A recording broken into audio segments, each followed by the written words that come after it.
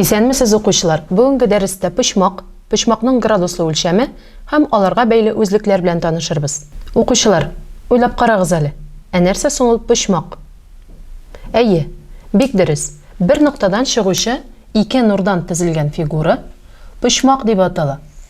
Мәсәлән, алыйк ниндидер О ноктасы һәм шушы ноктадан чыгучы ике нур тезик. ОБ нуры һәм ОА нуры. Килеп чыккан фигура пычмак дип атала. Һәм АОБ пычмагы дип укыла. Тамгаланышы пычмак АОБ. Пычмакларны үлчәү берәмлеге итеп күп гасырлар элек безнең эрага кадәр үк градус төшенчәсе кертелгән. Градус җәелгән пычмакның 180ннән 1 өлешенә тигез булган пычмак. Градус һәм аның өлешләренең бирелгән пычмакта ничә тапкыр салынганын күрсәткән уңай сан пычмакның градуслы үлчәме дип атала. Пычмакларны үлчәү өчен транспортир кулланыла. Әлеге инструмент транспортир дип атала. Градуслы үлчәме 150 градуска тигез булган АОБ пычмагы тезик. Моның өчен пычмакның түбәсен О ноктасын билгелибез. Һәм пычмакның бер ягын ОБ нурын сызып куйык. Һәм пычмакның икенче ягын сызу өчен транспортир буенча 150 градусны табабыз. Анда нокта билгеләп, пычмакның икенче ягын сызып куябыз. Һәм килеп чыккан пычмак АОБ пычмагы 150 градуска тигез була.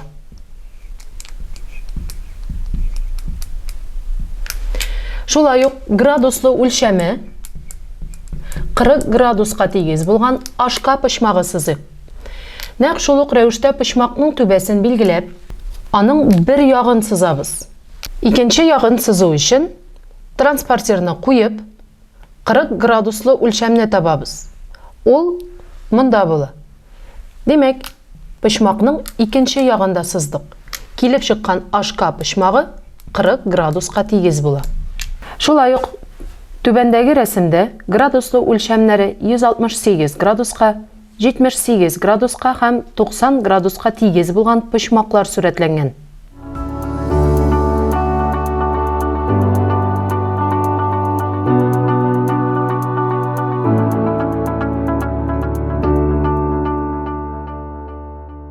Градусның 60тан 1 өлеше минут дип атала һәм шушындай тамга белән тамгалана. Минутның 60тан 1 өлеше секунд дип атала һәм түбәндәге тамга белән тамгалана. Мәсәлән, 60 градус 32 минут 17 секунд түбәндәгечә языла.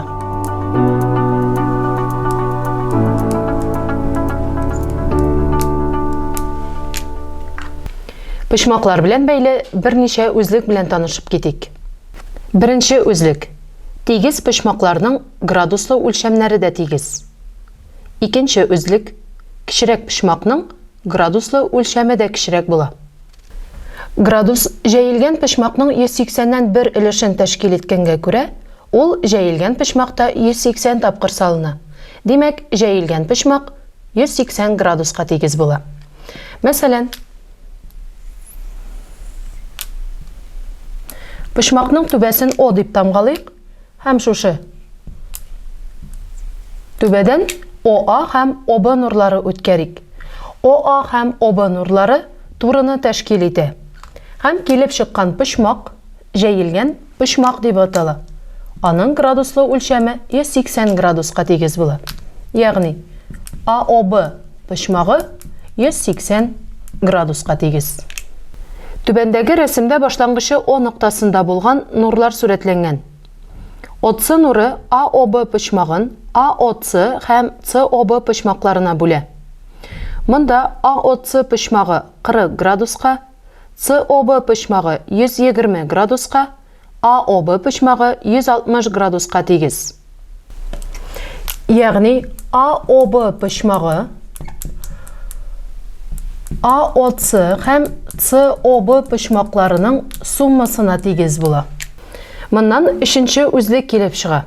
Нур пычмакны ике пычмакка бүлсә, пычмакның тулайым градуслы үлчәме бу пычмакларның градуслы үлчәмнәре суммасына тигез була. Хәзер пычмакларның төрләрен искә төшерик. Укучылар, сез нинди пычмакларның төрләрен беләсез? Әйе, бик дөрес. Пычмак 90 градуска тигез булса, ул туры пычмак дип атала.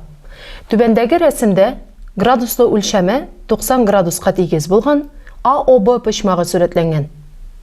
Пычмак 90 градустан кечерәк булса, ул кысынкы пычмак дип атала.